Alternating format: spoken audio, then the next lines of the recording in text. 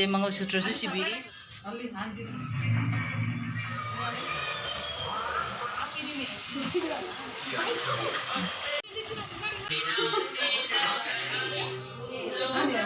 को पतरा कापी गए चंगम मैम तौरी सोरबको जी पुंग तो मुखा क्या तारा मार तरी ता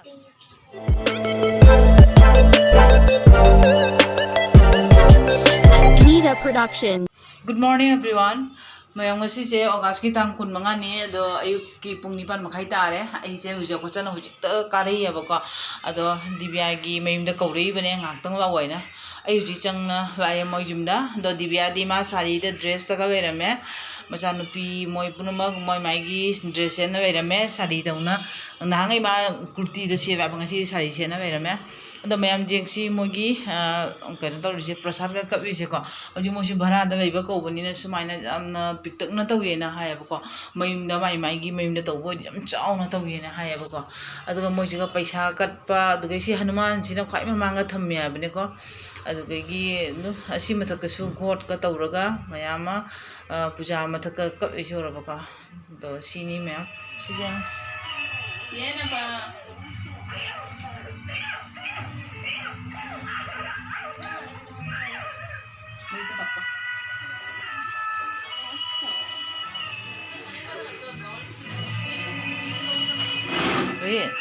Rin, nang puja ka ba? Hi to. Hi to ro jemo no. Hi to ro hi. Auntie Diva jam bhaja re si sari ji ga.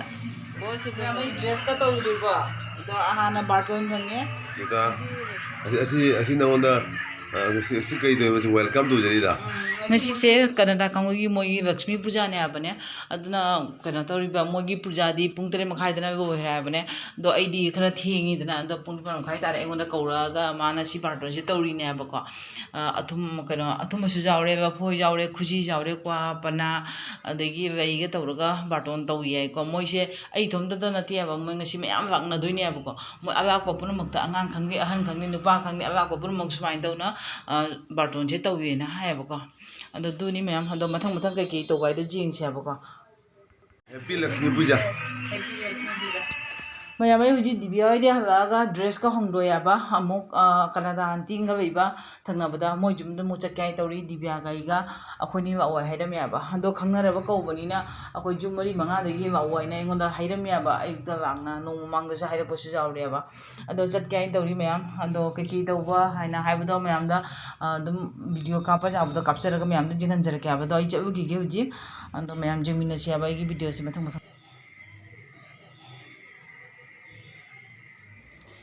mayam ai ngasi dine mitei gi phane phidup se ba chawine aba ka ado moisu program no minine moisu masai sari se aba ado isu mitei gi phane phidup se ba chawine aba isu jinganing aba mitei gi akhoi gi phane phidup se sini kaina ko ado akhoi ji akhoi na chabi ba anti dui mem jawre aba ado makat matak kakat pa hore ado mathak jawraga mu jingsi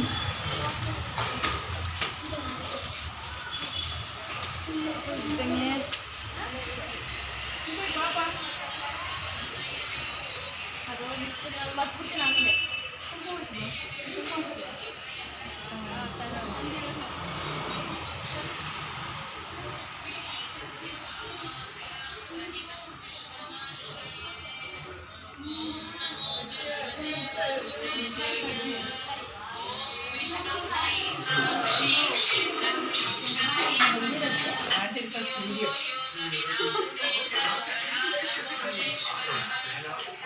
auntie se vera me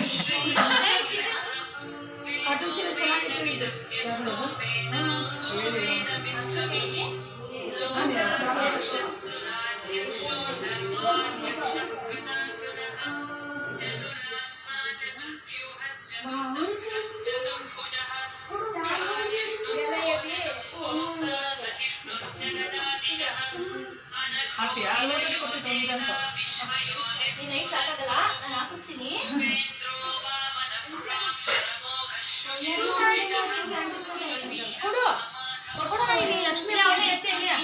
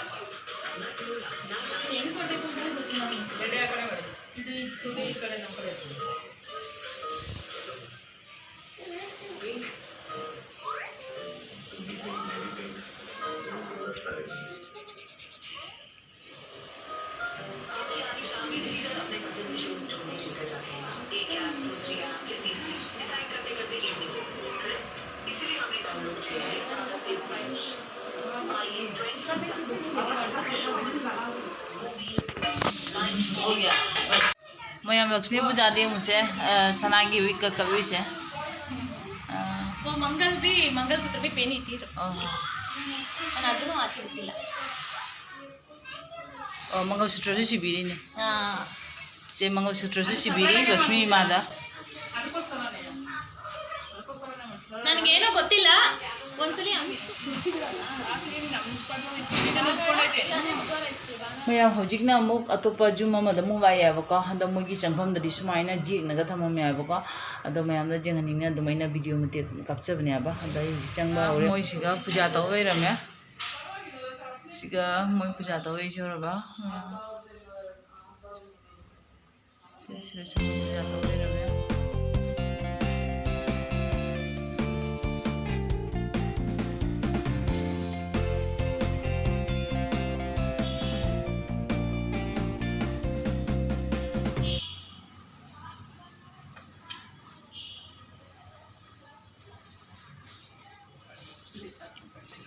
हंगे aunty तवीस्ಕೊಳ್ಳ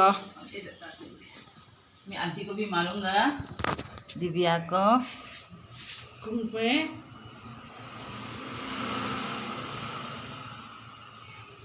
और ऊर photo ಕಳಿಸ್ತಾರೇನೋ Divya ಇದರಲ್ಲಿ YouTube ಅಲ್ಲಿ से aunty सी ma'am दे बाको ने से aunty से ಅದಕ್ಕೆ ಡೌನ್ಲೋಡ್ ಮಾಡ್ಕೊಂಡು ಅಪ್ಲೋಡ್ ಮಾಡುತ್ತೆ ಅವರಿಗೆ ಇಸಿ ಕೊಲ್ಲಸುತ್ತೆ ಕಳ್ಕೊಡ್ತೀನಿ ಕಣ ಬಾಳೆಹಣ್ಣು चुनूरी तो भी है ಅವ್ರಿಗೆ ಇರೋದು ಅಲ್ಲಿ ಆಂಟಿ ನೋಡು ಆಂಟಿ ನೋಡು ಅಲ್ಲಿ ಆಂಟಿ ನೋಡು ಅಲ್ಲಿ आंटी आंटी अखोई चुनु नुंसिबनिदा इस माजु बार्टन फंगनी जारे जा अखोई चबुना हवे मना कनिदा जाम थापते अबको को या पे देखो ಅಲ್ಲಿ ಗಾಡಿ ಸೌಂಡ್ हां गाड़ी साउंड दे बे हां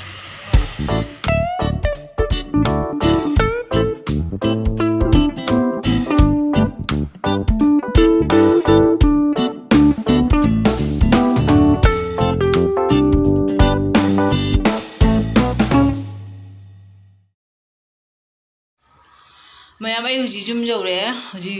12:30 तादे तौरे आबको हजिति फिरोन होंगदो चाक थोंगदोरबनी अदो सिगना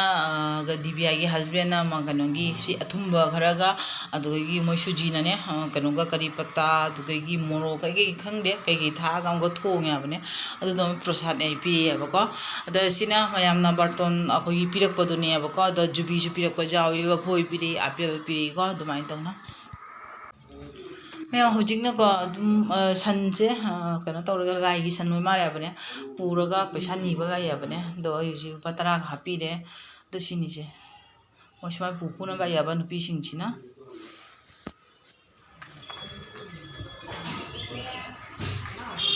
मैम हजिकना नुदिनी पुंग 3 तादे तौरे आबा दो दीपिकाना एंगोंदा लक्ष्मी खुरमगी लावायना कौरेबा अदुगी बाइयाबा दो सिगा बैरे मागी लक्ष्मी पूजा से सिगा बैरे आबको माजाम फजना तौरियाबा दो मैम एमसी दसिना मचा नुपाने आबको दिमपुक तौरियाबा लेफ्ट हैंड जिसंदा राइट